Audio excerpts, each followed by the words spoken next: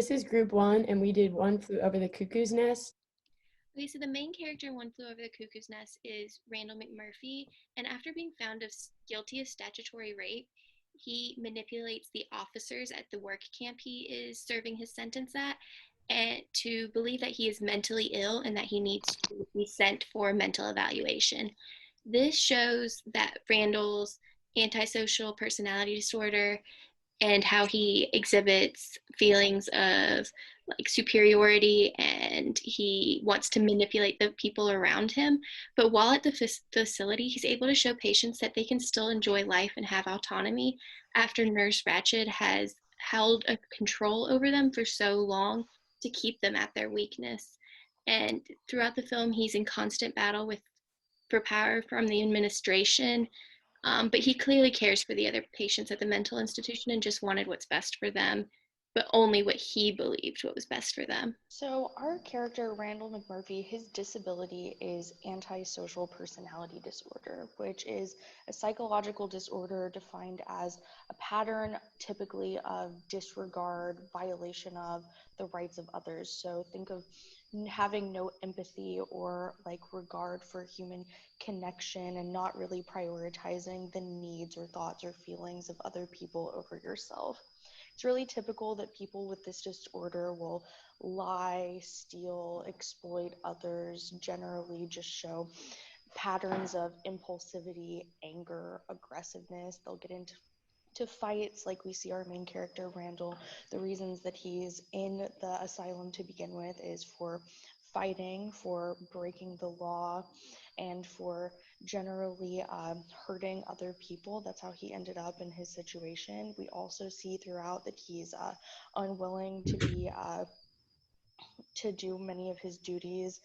He abuses alcohol, and he doesn't care for really the safety of others or how things affect them. So the ADA defines a disability as a mental or physical impairment that substantially limits one or more major life activities. And so in antisocial personality disorder, we can see this affecting a lot of their social relationships, and this can be very harmful to them in their family life, but also in job settings. It can be hard for them when they can be very suspicious and distrustful of others, and it can create unstable relationships. If they are continually violating the rights of others, they may lose a lot of their support system. And so this can be an ongoing battle with both the person who has antisocial personality disorder, but also their family and the people that care for them. And so that is why that you might not think of this as a disability, but it does have a major impact on the lives of the people it affects. Other patients actually admire McMurphy and entertained by the way he agitates the institution's administration, particularly Nurse Ratched, who has such a control over the other patients, but is never able to maintain that control her typical ways over McMurphy, which ultimately leads to an increased viciousness for her techniques in enforcing her rules. Some of the main characters that he interacts with are Billy Bibbit, and who admires McMurphy, although they're actually very close in age. There's only a 4-year difference between them, but he devotes himself to Randall by really taking on what his suggestions for Billy's life are, and it pushes Billy to stand up for himself, even though he is not able to ultimately overcome his anxiety towards his relationship with his mother and Nurse Ratched. Charlie is dependent personality disorder, so he really feeds off of McMurphy and is almost like his sidekick. He is constantly searching for the approval of other people who he perceives as cooler than him or above him. But when he is denied this approval from Randall, he's easily talked down from his stand. Martini doesn't really have a strong relationship with McMurphy, but McMurphy does always make an effort to include Martini in all card games and board games, even if that is just to manipulate him. But he still feels included where he didn't originally. So Dale Harding is one of McMurphy's most strong supporters, just because he feels that McMurphy's gonna get what he wants, but he doesn't act in his own self-interest all the time. Like, he has more faith in McMurphy than what many of the other people do. Max Tabor is supposed to be a mirror of McMurphy, since he also does have antisocial personality disorder, and he originally challenges McMurphy a lot more than the other patients, just in everything they do and say, but he becomes more docile after excessive electroconvulsive therapy treatments, and that's kind of a foreshadowing for McMurphy's future, because he was unable to really control Nurse Ratched in the way he wanted. And then Chief Bromden is really Randall's only friend or person he sees as an equal, and not necessarily trying to manipulate as much. But he is unable initially to penetrate his facade, and that kind of, due to him having antisocial personality disorder, Randall sees this as a challenge. And finally, he does penetrate Chief's facade, and he is the first person that she speaks to when he begins speaking. So Randall McMurphy, to begin with, just doesn't think that he has antisocial personality disorder or really any disability. He was originally working at a prison work farm, and he wanted to be sent to the mental hospital to serve the rest of his term out at what he thought was going to be an easier and more relaxing stay rather than working at the prison work farm. But once he arrived, he was interviewed by Dr. Spivey, and in that interview, McMurphy admits that he doesn't even think that there's anything wrong with him or anything wrong with his mind, and rather he's just excited to be coming to the hospital to finish out his sentence, where he can just hang out and not have to do work every day and kind of get treated really nicely. But it obviously turned out to be very, very different than that. But overall, he isn't aware to the fact that he has an antisocial personality disorder. And I think coming to the hospital, he comes in just like thinking that he's superior because there's, nothing like out of the ordinary. He's just kind of coming in to stay for fun. Randall doesn't truly manage his disability. He really acts on his disorder by kind of manipulating everyone around him. Such as when he violently shakes the arms of everyone else just to make them do what he wants them to do. He's clearly intense and violent, but through that, it really is obvious that he does not try to control his behavior. It is also clear that he doesn't think he has a disability, and this is seen in his discussion with the doctor. He clearly states that he thinks that his mind is a scientific marvel in a sarcastic manner, and just mocks all the people who are trying to help him. Some strengths of Randall McMurphy: his ability to use humor and bring back laughter to the ward. This was good because it really lightened the mood. There are a lot of people that didn't really have the social skills, so and like the intensity of the nurses and everything around him really helped. He helped other people realize their independence, just like with Billy. He helped Billy with his social skills, helped them, bring them together, challenged the manipulation of Nurse Ratched, made him and the other patients stand up. Also, McMurphy shows empathy for other patients, so there's not a lot of like caring or tenderness in like the institution, and so it softens the coldness of the mental institution. It shows them that they're more than just their disabilities. His main weakness is being overconfident and not knowing when he has gone too far, and this leads him to incite a lot of fights at the ward between inmates and the wardens, and eventually it becomes his demise because he pushed the institution so far that they lobotomized him, and that is not a normal practice, and that is very extreme, but that is where his antisocial personality disorder got him in this situation. And we see Chief Bronwyn at the end of the movie kill Randall out of mercy after seeing what they had done to him. And so, additionally, he lacks impulse control throughout the movie, and he has multiple chances to leave the facility, but instead he stays to drink or he stays to incite some sort of violence or uprising against the institution, because he likes to see the rules broken and he likes to be in charge, and so he does not end up fleeing the institution ever because of his lack of impulse. This movie I thought was really insightful into the treatments and overall just like conditions of the hospitals back in the day. And I think that Nurse Ratched was used to represent the dehumanization and oppression that was held and still is continuing to be held in the mental health care world.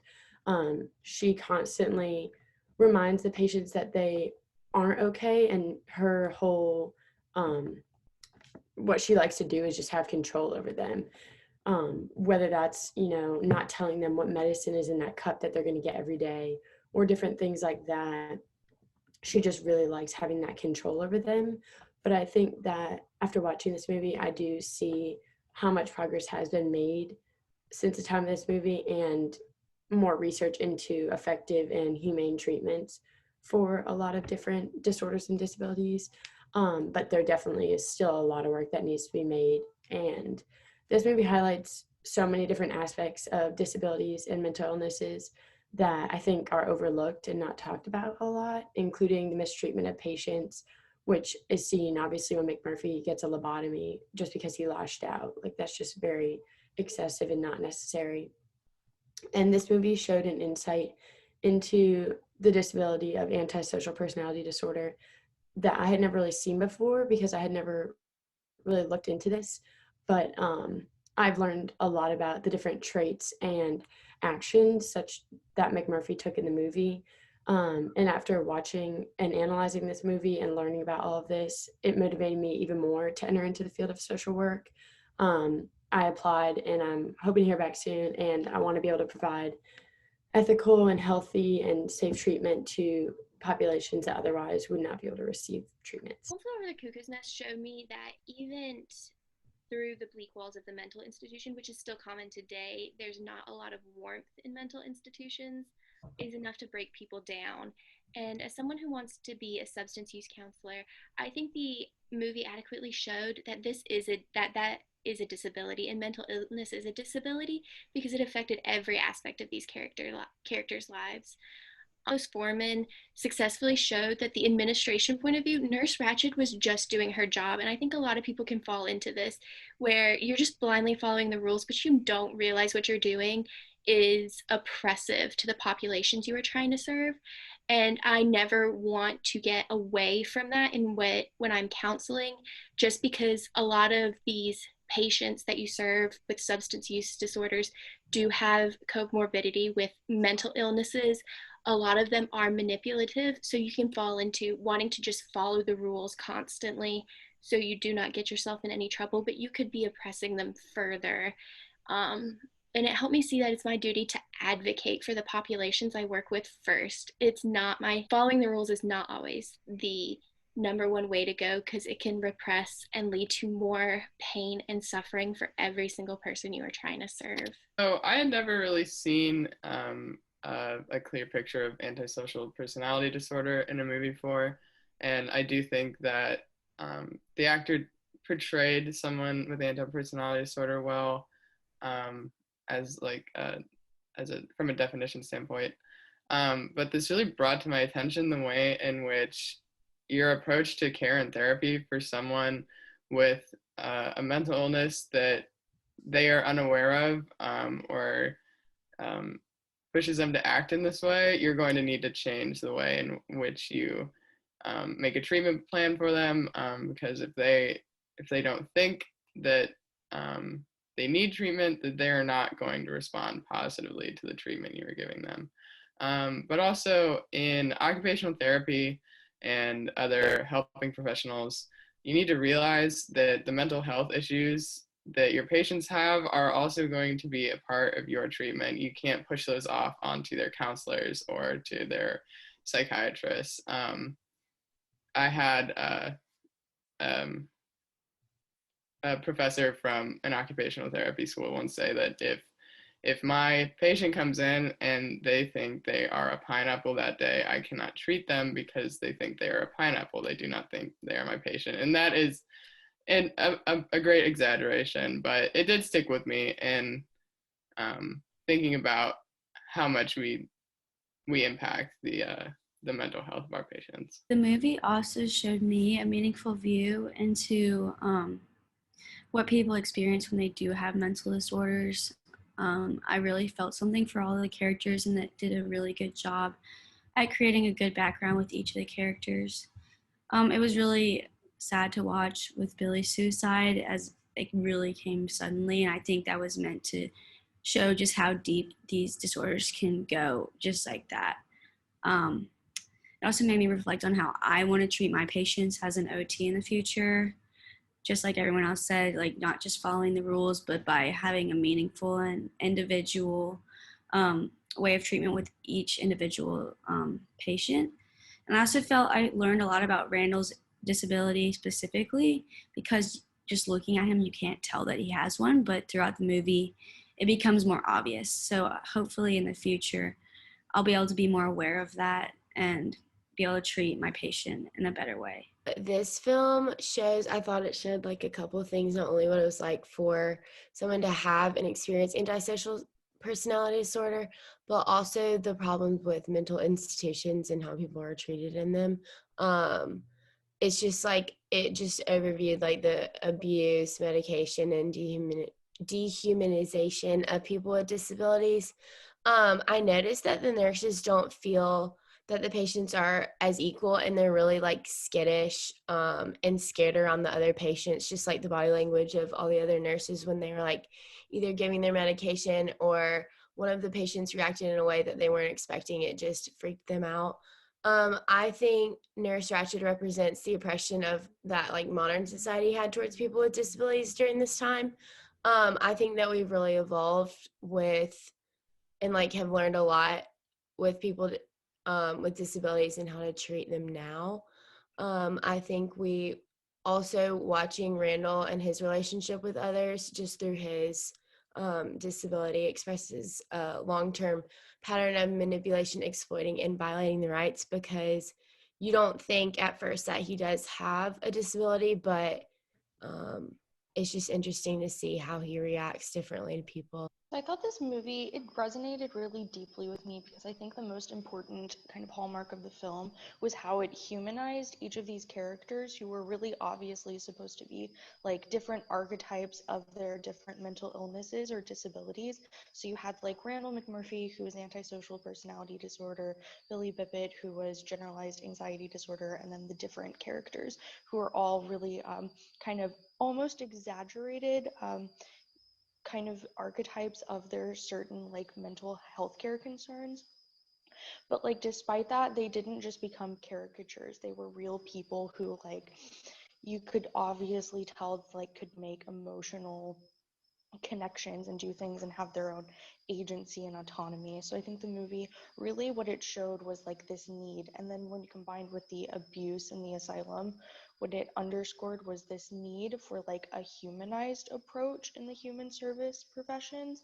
Because if you don't see people as like more than their disorder or their disability, despite like how detrimental the effects or like the struggles these people go through to live with these disorders on a daily basis, that might make them really hard to be around or really hard to cope with, like the number one thing is that you're approaching them as people and not as like symptoms of their disorder. These are some of our references.